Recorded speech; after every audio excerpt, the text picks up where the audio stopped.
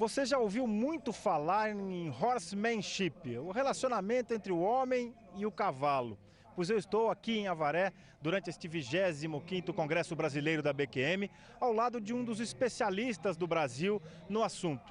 Dr. Fernando Rolim, que é médico veterinário, especialista nessa área, já se apresentou em diversos países, esteve recentemente na Equitana, que é talvez a maior feira de cavalos do mundo, acontece a cada 2 anos na Alemanha, e lá ele fez uma série de apresentações mostrando, Fernando, como é que é essa relação, quando é que o homem tem que entender o cavalo e quando que ele devolve essa compreensão. Acho que isso é o ponto de partida para que, por exemplo, o quarto de milha possa potencializar a sua versatilidade, a condição de atleta que a gente vê num evento como esse que a gente está tendo aqui, né, Fernando?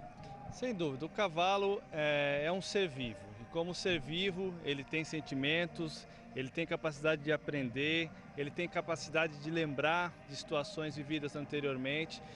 Porém, todos esses aspectos comportamentais que eu citei, eles necessitam de uma condição tão só fisiológica como psicológica do cavalo para que isso aconteça. Então vamos pensar no aprendizado. Eu quero ensinar ao meu cavalo alguma coisa, seja uma modalidade equestre, seja me respeitar, seja ficar quieto, seja o que for. A gente tem que pensar o que é necessário para a gente aprender. Antes de tudo é necessário que não haja medo. Eu não consigo aprender se eu tiver com medo do meu professor. Ele sente isso? É claro que ele sente. O cavalo na natureza ele é uma presa. Ele tem por instinto fugir do predador. O ser humano é o maior predador que existe na face da terra. Nós temos olhos na fronte, nós temos orelhas voltadas para trás, características de um predador que vai atacar, nós temos garras, nós temos a habilidade de produzir as ferramentas que matam e utilizá-las. Porém, somos dotados da capacidade de raciocínio. E essa capacidade nos permite deixar de se comportar como predador e aprender a se comportar como líder. E isso que a gente busca no horsemanship, deixar de ser o predador do cavalo, de ensinar por imposição, e sim se comunicar com ele como um indivíduo que a gente tem que entender a espécie, como eles comunicam, para então a gente começar a ensinar o que a gente deseja, seja esporte, lazer ou trabalho. A partir de quando o homem pode ter este relacionamento e buscar esse entendimento de um animal? A partir de qualquer momento, basta a gente se dedicar em aprender. Da mesma forma que quando eu quero aprender a falar um outro idioma, eu vou à escola e me dedico a aprender a falar esse novo idioma. Ou se eu quero aprender a dirigir uma aeronave, eu vou ter que ir para uma escola, aprender e entender como funciona uma aeronave. Quando eu quero me comunicar com o cavalo, eu preciso estudar como o cavalo se comunica, como o cavalo se comporta, como o cavalo aprende. E aí então, dentro disso, aí existem as diversas modalidades equestres que eu considero a especialização da pessoa que já se comunica com o cavalo. Mas é importante ter essa base de confiança e de amizade, e não de presa e predador. E como a gente está vendo aqui nessa demonstração que você está fazendo em Avaré, demora para o cavalo entender a sua vontade com relação a ele e demora para você trazer essa confiança dele em você, que aí ele vai guardar para um outro relacionamento. Por exemplo, você não conhece esse animal que a gente está demonstrando aqui, né? O tempo para esse relacionamento e a qualidade desse relacionamento vai variar muito de indivíduos, tanto dos cavalos quanto dos treinadores. Da mesma forma que eu me apresento a você e pode gerar uma empatia imediata ou não, com os cavalos acontece a mesma coisa. O que é importante é que, como um relacionamento, eu não posso chegar aqui te atacando e você sentir medo de mim, que você vai falar, pô, eu vou me fechar para esse cara. E a hora que eu vou me apresentar para o cavalo, eu tenho que buscar essa mesma coisa. Eu preciso conquistar a confiança desse cavalo. Eu vou chegar agredindo ou eu vou jogar um laço e forçar ele a vir até mim? Não. Eu vou me apresentar, vou convidar ele a se aproximar de mim.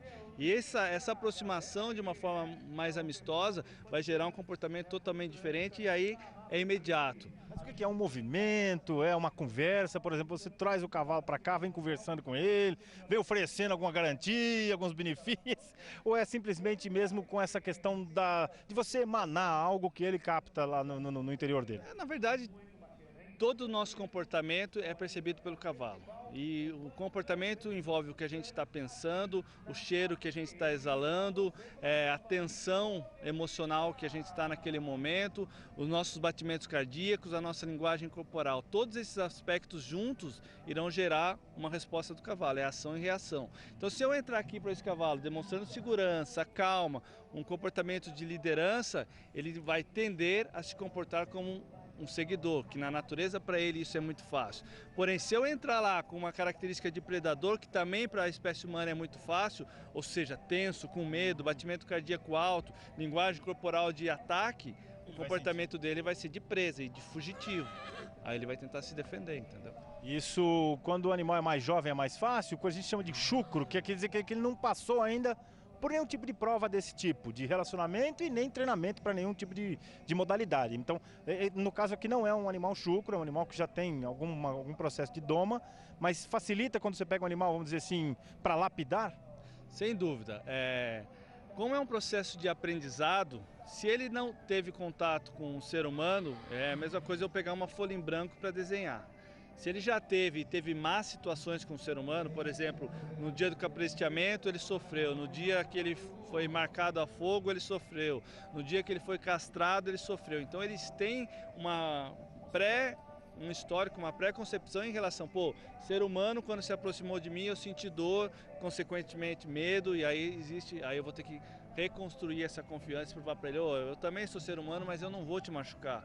E aí o processo é mais demorado. Se eu pego um indivíduo que não teve essa situação anterior ruim com o ser humano, é mais fácil para ele acreditar em mim. É a mesma coisa que acontece na nossa espécie humana. Se existe alguém que eu sei que tem um histórico que é maldoso, ou que já matou alguém, ou que fez alguma coisa ruim... 2 pés atrás. 2 pés atrás. Por mais que a pessoa não tenha feito nada para mim, por ser humano e eu saber e conseguir criar um pré-conceito em relação a alguma coisa, eu já vou ficar tenso e com medo. Para a gente encerrar, doutor Fernando, as pessoas precisam procurar esse tipo de relação com o animal para transformá-lo num atleta, inscrevê-lo numa prova, ou é apenas uma recomendação, é um plus dentro da preparação de um cavalo? Tem muito mercado disso. Como é que funciona isso para a gente dar um panorama do que é esse horsemanship, do que é essa relação? Na verdade, essa relação homem-cavalo hoje a gente tem que entrar um pouco na história. A nossa cultura equestre ela vem muito dos militares e a liderança militar era muito baseada na imposição. Hoje a gente ouve falar da liderança servidora, tanto dentro das famílias quanto dentro do meio corporativo e o mesmo com os cavalos. Não é uma coisa que... Não existe outro caminho. Hoje, se a gente vai para os Estados Unidos, para a Europa e no Brasil isso está crescendo, as pessoas falam, por que eu vou ficar batendo no meu cavalo para ele aprender, sendo que eu considero ele meu parceiro, ele é meu amigo, sabe? São coisas que não condizem. E se ele é seu parceiro, ele vai apanhar de você? Então, é importante entender sobre o cavalo, entender que ele aprende e se eu quero que ele seja meu parceiro, nós vamos ser competidores, nós vamos competir junto. O ser humano não consegue competir sem o cavalo numa prova equestre.